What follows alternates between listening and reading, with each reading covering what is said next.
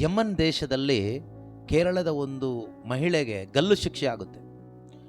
ಯಾವುದೋ ಕಾರಣಕ್ಕೆ ಅಲ್ಲಿನ ಲಾಗೆ ವಿರುದ್ಧವಾಗಿ ಅವ್ರು ನಡ್ಕೊಂಡಿದ್ದಕ್ಕೆ ಗಲ್ಲು ಶಿಕ್ಷೆ ಆಯಿತು.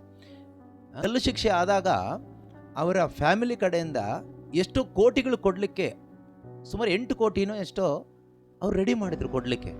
ಆದರೆ ಅಲ್ಲಿನ ಸರ್ಕಾರ ಒಪ್ಕೊಳ್ತಾ ಇಲ್ಲ ಅಂತ. 8 crores,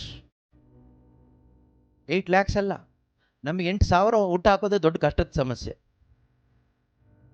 ನಾನೇನು ಹೇಳ್ತಾ ಬಂದೆ ಅಂದರೆ, ಆಕೆಯ ಪ್ರಾಣ ಹೋಗುತ್ತೆ ಅಂತ ಗೊತ್ತಿರೋದ್ರಿಂದ ಅದನ್ನು ಉಳಿಸ್ಕೊಳ್ಳಿಕ್ಕೆ ಆ ಕುಟುಂಬದವರು 8 ಅಲ್ಲ 10 ಕೋಟಿ ಕೊಡ್ಲಿಕ್ಕೂ ತಯಾರಾಗಿದ್ದಾರೆ. They are ready to pay this much crores to save her perishable life.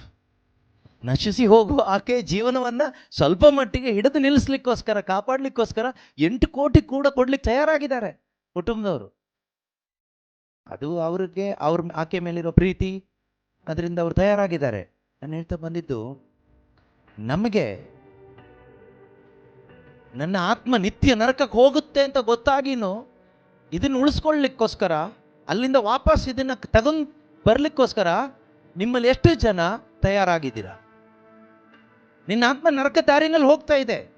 If you are flowing, if your life is moving, flowing according to the flow of this world, ಈ ಲೋಕದ ಸಂಪ್ರದಾಯ, ರೀತಿ ನೀತಿ, ಪದ್ಧತಿಗಳು, ಪ್ಯಾಷನ್, ಸ್ಟೈಲ್, ಇದ್ರ ಪ್ರಕಾರ ನೀನು ಬದುಕ್ತಾ ಇರೋದಾದರೆ ಅದು ಎಂಡ್ ಆಗೋದು ಇಟರ್ನಲ್ ಡ್ಯಾಮಿನೇಷನ್, ನಿತ್ಯ ನರಕ, ನಿತ್ಯ ನಾಶ, ವಿನಾಶದಲ್ಲಿ ಕೊನೆಯಾಗ್ತದೆ. According to Christian faith, according to Bible faith, according to the teachings of Jesus Christ and apostles, ಅಪೊಸ್ತಲರ ಬೋಧನೆ ಪ್ರಕಾರ, ಬೈಬಲ್ ಉಪದೇಶದ ಪ್ರಕಾರ, ಕ್ರೈಸ್ತ ವಿಶ್ವಾಸದ ಪ್ರಕಾರ, ಕ್ರೈಸ್ತ ಸಭೆಯ ವಿಶ್ವಾಸದ ಪ್ರಕಾರ ಮನುಷ್ಯನು ಲೋಕದ ರೀತಿ ನೀತಿಗಳನ್ನು ಅನುಸರಿಸುತ್ತಾ ಅವನಿಷ್ಟ ಬಂದ ಹಾಗೆ ಲೋಕದ ಸಂಪ್ರದಾಯಗಳನ್ನು ಫಾಲೋ ಮಾಡಿಕೊಂಡು ಹೀಗೆ ಹೋಗೋದಾದ್ರೆ ಅವನು ಯಾವುದೇ ಜಾತಿ ಜನಾಂಗದವನೇ ಆಗಿರಲಿ, ಮೊದಲು ಕ್ರೈಸ್ತರು ನಿತ್ಯನಾಶಕ್ಕೆ ಒಳಗಾಗ್ತಾರೆ ಅಂತ ಗೊತ್ತಿದ್ದು ನಾವು ಎಷ್ಟು ಬೆಲೆ ಕೊಟ್ಟು ವಾಪಸ್ ಬರಲಿಕ್ಕೆ ತಯಾರಾಗ್ತಾ ಇದ್ದೀರಿ? ಹಾಗಾದ್ರೆ ನಮಗೆ ಅರ್ಥ ಆಗಿಲ್ಲ, ಅಥವಾ ನಾವು ಅದನ್ನು ಕಡೆಗಣಿಸ್ತಾ ಇದ್ದೀವಿ. Either you did not understand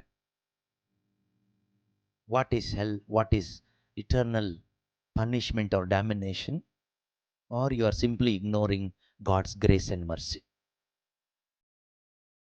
Both will be punished.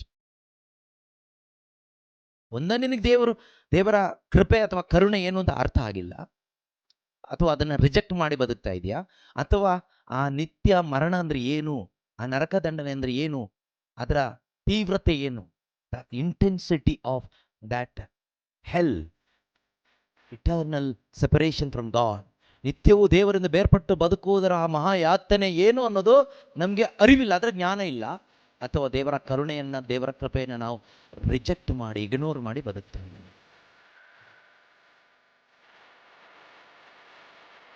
ಇಲ್ಲ, ನಾನು ಅದು ಮಾಡ್ತಾ ಇಲ್ಲ ಅಂದರೆ ಶ್ಯೂರ್ಲಿ ವಿ ವಿಲ್ ರಿಪೀಟ್, ನಾವು ಮಾನಸಾಂತರ ಪಡ್ತೀವಿ. No, I don't want that, I don't want to go to that place. ನಾನು ಆ ಸ್ಥಳಕ್ಕೆ ಹೋಗ್ಲಿಕ್ಕೆ, ಆ ಯಾತನ ಸ್ಥಳಕ್ಕೆ ಹೋಗ್ಲಿಕ್ಕೆ ನನಗಿಷ್ಟ ಇಲ್ಲ. ನನಗೆ ಯೇಸು ಇರುವಂಥ ಆ ಜಾಗ ಬೇಕು, ನನಗೆ ಆ ನಿತ್ಯತೆ ಬೇಕು, ಆ ನಿತ್ಯ ಜೀವ ಬೇಕು. True Christianity is not a religion, it's a way of life which leads to eternal. ನಿತ್ಯತೆಯ ಕಡೆಗೆ ನಡೆಸುವಂತ ಒಂದು ಜೀವನ ಶೈಲಿಯಾಗಿದೆ ನಿಜವಾದ ಕ್ರೈಸ್ತ ಜೀವನ. ಅದನ್ನು ನೀವು ಬದುಕ್ತಾ ಇದ್ದೀರಾ, you are on right track.